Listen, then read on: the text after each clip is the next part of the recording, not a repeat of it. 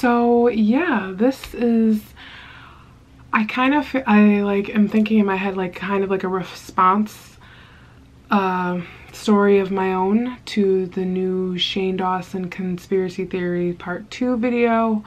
And that video contained Brittani Taylor's, I believe that's her name, Brittani Taylor's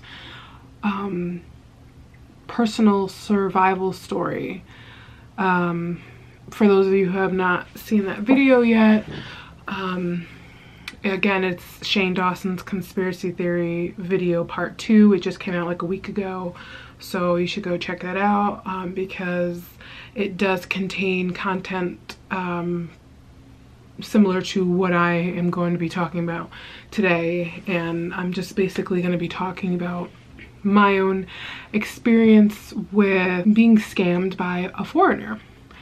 So it's like, looking back now, you know, it's shocking to me. It's like, wow, I cannot believe that actually happened to me, because A, I didn't even think, like, you know, that it would ever happen to me, and B, it's like, well, does that even really ever happen?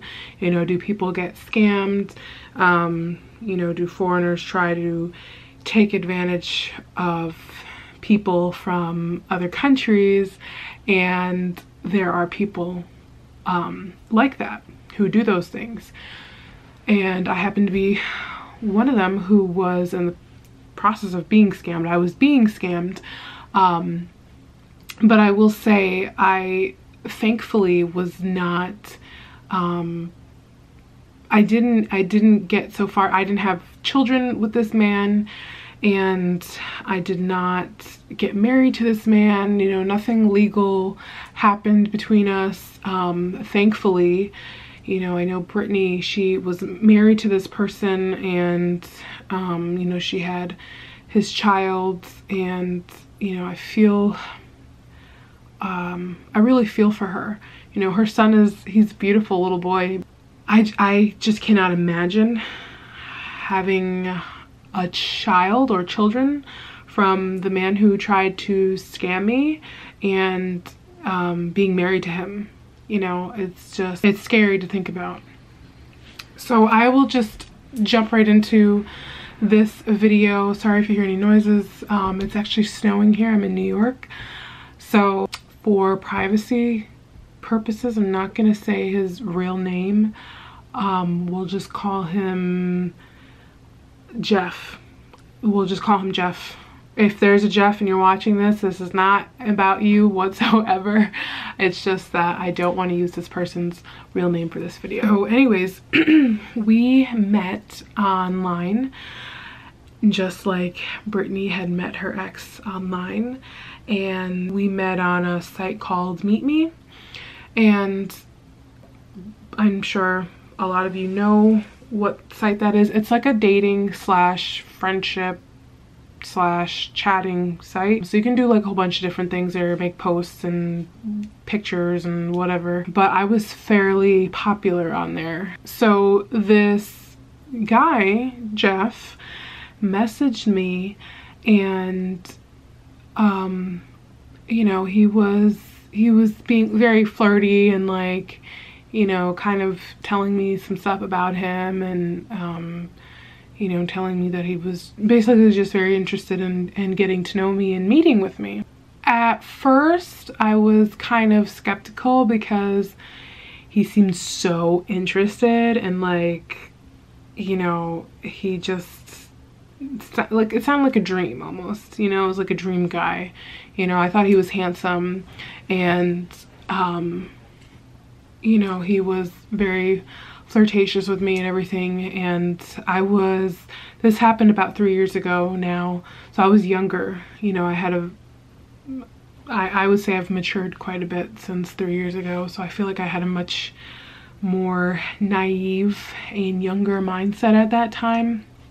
So I kind of just like immediately fell for him, and you know, I right off the bat did not see the red flags, but we'll get into that more.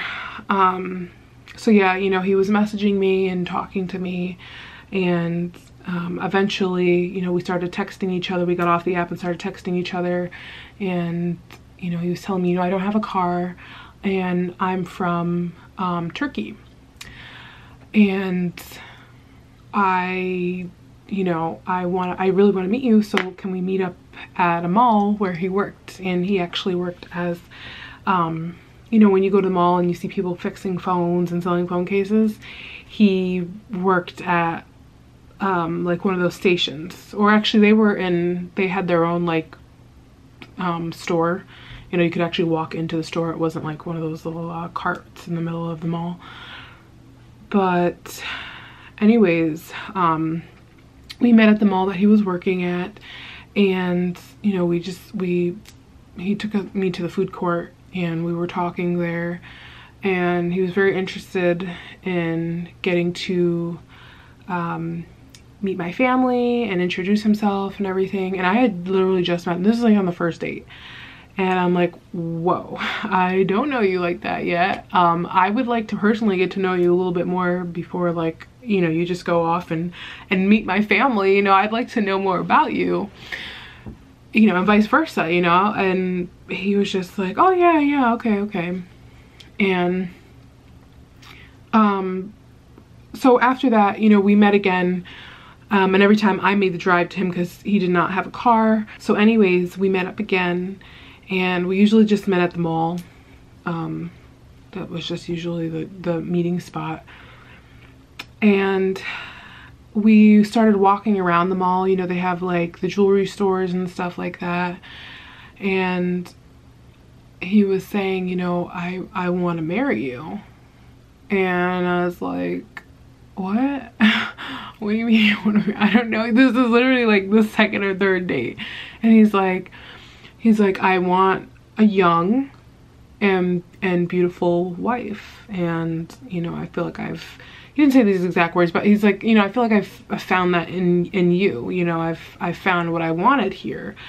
And, you know, you are that person. I felt weird about it because I had never experienced someone like right off the bat saying, girl, I want to marry you. Like, let's just go get married immediately. So that happened.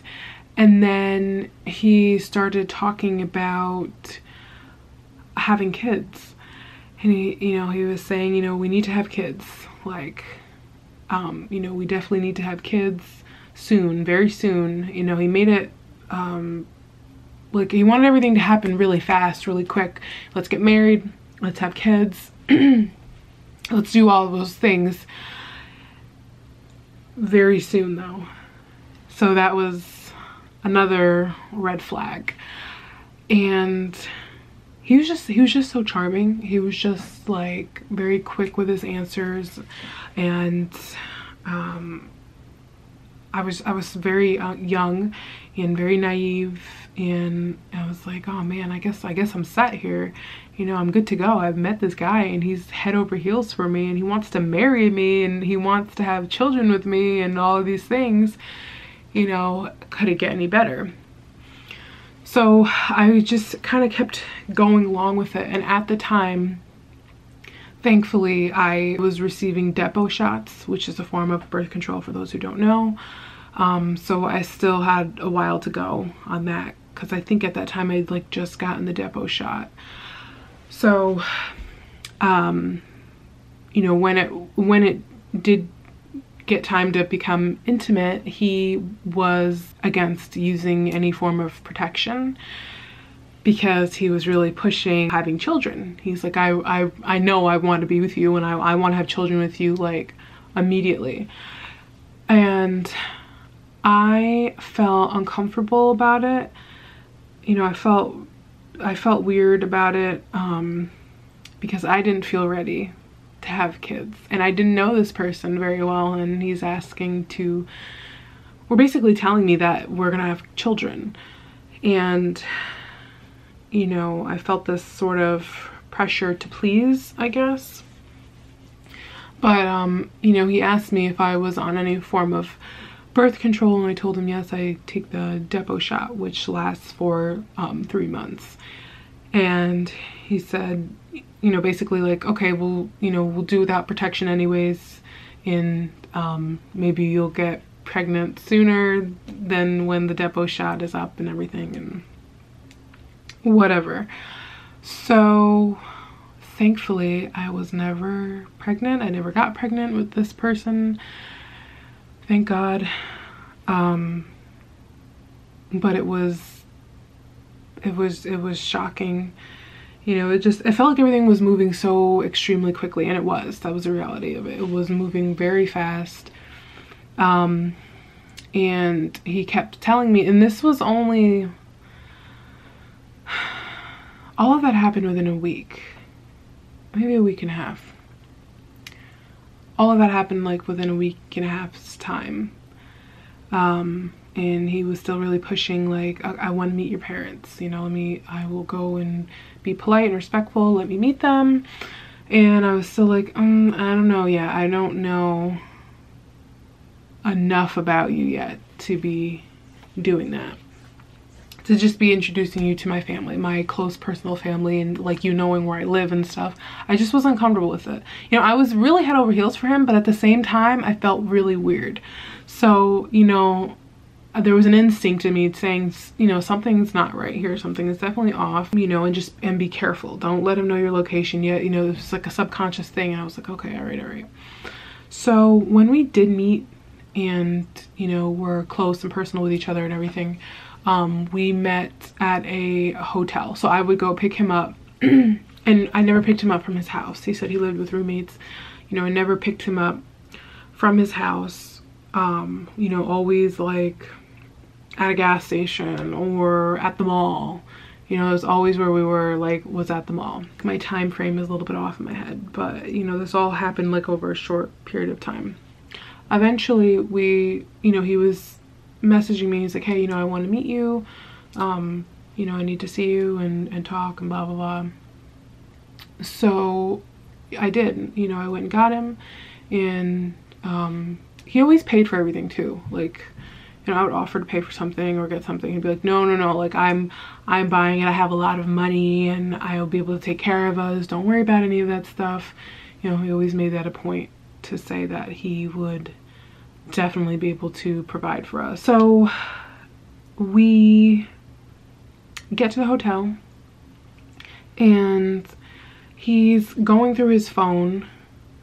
And oh yeah, at one point, I'm sorry, I did forget to say this, he messaged me a picture of his credit card one time because he was trying so hard to prove, and I wasn't even asking him or anything. I wasn't after that at all. Like, I just wanted to be with somebody, and he was trying very hard to prove how well off that he was, that he's like, yeah, I have a lot of money, like I have money, you know. And so he sent me a picture of his credit card. He's like, go shopping with my credit card, here's my credit card, and literally sent me a picture of it, which I did not take his credit card and go shopping or anything with it. But it was like a cool thing in my head. It was like, wow, you know, if I need something or whatever, then he's definitely got my back. Anyways, back to the hotel situation. This is the last time that I spoke to him. When we got to the hotel, he was going through his phone, and he was going through his pictures, and there was pictures of him with different women, and I asked him about it. It was like, you know, why are all these women in your phone? It was pictures of him with women, and they look like American women. You know, they look like me, or like features wise and stuff. You know, so definitely look like it a type. And you know, there was a few of them in there, and I questioned him on it because, you know, we were just laying down looking through his phone together, you know, like he was just, you know, showing it to my face as well. And he was saying that yeah, they're just women that he'd met when he came to the US. He then proceeded to tell me about one particular situation with a woman that claimed he claimed that she found out that he had money, and she then went on to report to the police that he had raped her. And he was looking at me, he's like, isn't that ridiculous? She's saying that I tried to rape her. Isn't that crazy? Isn't that crazy? And I was like, yeah, that is crazy. But it made me very, very nervous. You know, at that point, there was definitely a big red flag, like finally smacking me in the face. And, you know, that definitely made me uncomfortable.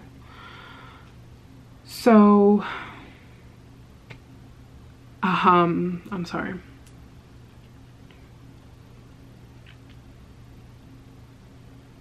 So anyways, he then proceeded to talk about the women in his phone, because then I went back to the question of, like, you know, like, why do you still have the pictures in your phone? And some part of me, for whatever crazy reason, I felt a little bit jealous. I was like, why does he have all these girls on his phone? I thought, like, you know, he made it seem like I was the only one and nothing else and nobody else mattered, but there was these different girls on his phone, and I was just like, you know, why are they still there? This is young me speaking and young me thinking. So I got upset, and I told him, I was like, you know, I think I'm gonna go. You know, I need some time to think about things, and you know, I just need to be alone right now. And he was like, he got really worried. Like, immediately his face changed to fear. He was like, wait, what? You're gonna leave? Wait, you're mad at me? And I was like, yeah, you know, you know, I'm not okay with all those pictures in your phone, and, you know, it's just weird to me, like, why you still have them, why you have them. And he was like, no, you're the only important person to me, and you know, they were just friends and blah blah blah. Like, he's getting really nervous, and he's like sitting up and like, no, really, like, you know, putting his hands together and stuff. Like, his body language was like, he was fearful, like he was scared that I was just gonna stop talking to him, basically. And I got up and I was like, I'm not saying I'm not gonna stop talking to you, but I just need some time alone. And because we were laying on the bed, he got off of the bed as well when he saw that I started packing up my stuff. And he's like, no, please don't leave, don't leave, don't leave. At this point, he's literally begging, like a beggar on the street. Please don't leave, don't leave. And it was making me nervous because I'd never experienced something like that or known anybody to ever do anything like that. And, you know, I start walking towards the door, and he runs in front of me and stops. He's like, no, you don't leave, I'm sorry, you know, you're the only important person, you know, I like you a lot, and blah blah blah, don't leave, like, not letting me leave after I told him I need to be alone. And I told him, I was like, listen, this is just not the time. I need some time alone, and I want to think about things on my own right now. I apologize. My camera might die in a minute. It's at 21 minutes. I'm looking at it now. So he just continues pleading and pleading and pleading. I'm like, listen, let me leave this hotel room right now because you're making me nervous and I don't like this. He's like, no, please, just don't leave, begging me. And he finally drops to his knees. He's on his knees, going like this, begging me. Like, it's something that I've seen on TV and like in movies and stuff. And this person is doing it in front of me on the floor. I was just shocked. I was like, okay, this is really, really weird. So while I saw an opportunity while he was on the floor, I was hoping he wasn't like looking up. You know, I scooted around him really quickly, and he got up and pushed the door as I was trying to open it. And he's like, no, don't leave, don't leave. At this point, you know, I'm getting really nervous and I'm feeling kind of scared because he just will not let me leave the room. And I'm thinking to myself, okay, if I don't give in to what he wants and say the things that he wants to hear right now, what is going to happen here? You know, and I'm like, so while he's pushing the door closed, I'm like, let me open the door. Let me open the door. So I was getting louder because I was nervous that something was going to happen. So I was thinking maybe somebody will be out in the hallway and they'll hear something and come knocking or whatever, and that way I could leave. So I was getting louder. I'm like, let me open the door. Move out of my way. Move out of my way. And he's like, no, please, please, don't leave, don't leave. That's all he kept saying, just over and over again, begging. And then he gets up and I start stepping back. You know, he's still begging. I was very nervous and I didn't know what was going on. I didn't know what was going to happen. And then he pushes me onto the bed. He pushes me onto the bed, and so I fall back flat on my back. And I have sciatica, so it's like a pinched nerve, and you know, sitting or laying a certain way will trigger pain. You know, it'll trigger that sciatic pain. And immediately my back flared up and I was like, ow, get off of my back. My back is hurting. I have sciatica, I have back pain. And he's like, please don't leave, don't leave. And he's like holding me down on top of me on the bed. He's like, don't leave. No, you cannot leave. You cannot leave. Like, just imagine somebody literally telling you, forcing you and saying that you're not leaving. You cannot leave and you will not leave. It was very, very frightening. It was very scary.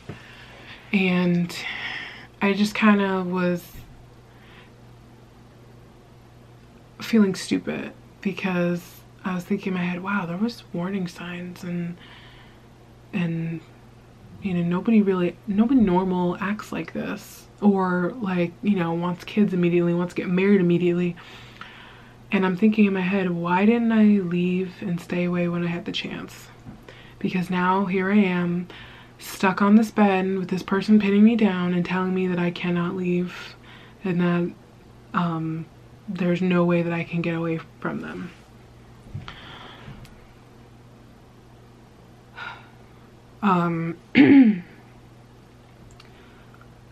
So finally he gets off of me and I'm scared to death. So I run, I bolt to the door. I have my stuff on me still because it was on my shoulders. So I bolt out of the door. I run straight down to my car, my parked car, and you know, he's right behind me, running behind me. And the cool thing about my car, it has like a lock feature, safety feature. I have a Prius, so you know, with my key, you know, I can go over to my side of the door, but I'll only unlock the driver's side. It'll only unlock the driver's side. And you know, I hopped in and he ran around to the passenger side trying to open the door. He's like, let me in, let me in. And I closed my door so fast and I locked it. And he's like, hey, let me in, let me in. I'm like, no. I was like, leave me alone, don't ever talk to me again. And I drive off. That was just, like, at the time, I didn't see it as like as a big of a deal, his actions, but now, like, hearing stories and knowing what I went through, you know, that could have turned into an even worse situation than it was.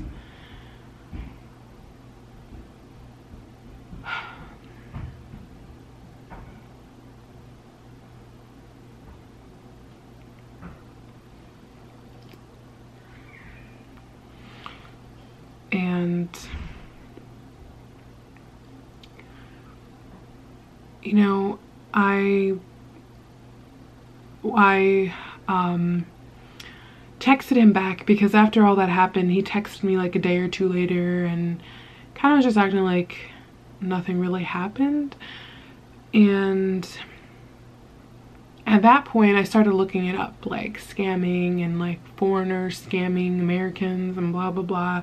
I started looking that stuff up because I remember hearing some story about that, you know, about the topic. And I was like, wow, you know, I wonder if that's what is happening here. So I decided to look up the topic, and, you know, I was reading about it. And so I decided to test him. I decided to test Jeff, and I texted him and I said to him, I said, you know, if you want to marry me, you have to pay me. You have to pay me a lot of money. And I said, I know what you're trying to do. I know that you know, that you need your green card, and that, you know, that's why you're trying to marry me and have children with me, is so that you can, you know, establish your citizenship here and get your green card. And he's like, okay, fine, it's a deal. It's a deal. How much do you want to work out? And I was just like, oh my God. I was almost scammed. Like, wow, that's crazy. I was just in shock. I was beside myself, and I did not know what to do at that point. I was just like, I am so completely 100% done with this person. Even though I started already liking him, this isn't real. This isn't love. This is just not the way that things are supposed to go. It's just not. So it was a hard pill to swallow. And it was just insane to me. Like that actually really happened to me. Like a foreigner trying to scam me and marry me and have children with me for the wrong reasons. I was wondering, you know, just all these things in my head, and I was just so thankful that I tested him, you know, to get to the bottom of it, because he admitted to it. You know, he's like, okay, fine, you know, how much do you want to work out? It's crazy.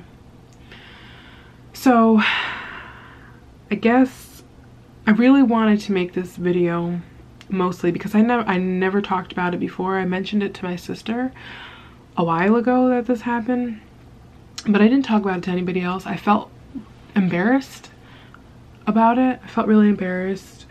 And I don't know, I just had like nervous feelings about talking about it.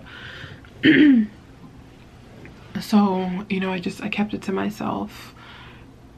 And then I saw Shane's new conspiracy video, and, you know, I watched Brittani's story, and immediately I felt a connection. I'm like, oh my goodness, you know, I could be in her situation right now. You know, this is a very real thing, and clearly it needs more awareness than it already currently has, because before I had no knowledge on the topic, and I was falling for it. I was falling for it really hard, and like ignoring the warning signs until something bad happened. And I want my story and my experience to help bring awareness to this situation and this topic, because it's a very real thing. It happened to me. These people will try to target you through social media, through dating apps. They will try to charm your pants off and make themselves out to seem like these most amazing people, and they're doing all of these things for all of the wrong reasons and hurting good people in the process. So, you know, my story, like I said, I really want this to be a story about awareness. I really want to bring awareness to this topic because I don't want to see people get hurt and be used and, you know, have children and get married to scammers. It's so wrong. It's terrible.